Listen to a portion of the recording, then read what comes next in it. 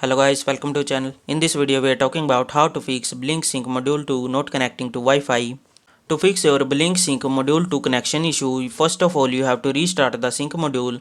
For that you have to unplug the sync module from the power outlet, and after that you have to wait for 10 seconds and then you have to plug it back in.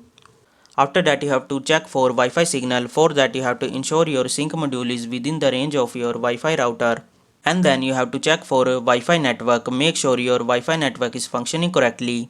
After that you have to reconnect to Wi-Fi. In the Blink app, go to sync module setting and then select change Wi-Fi network. After that follow the on-screen instruction to reconnect to your Wi-Fi. If this method not working for you, you can also try to reset your sync module. For that you have to press and hold the reset button on the sync module until the light turn red and then release it.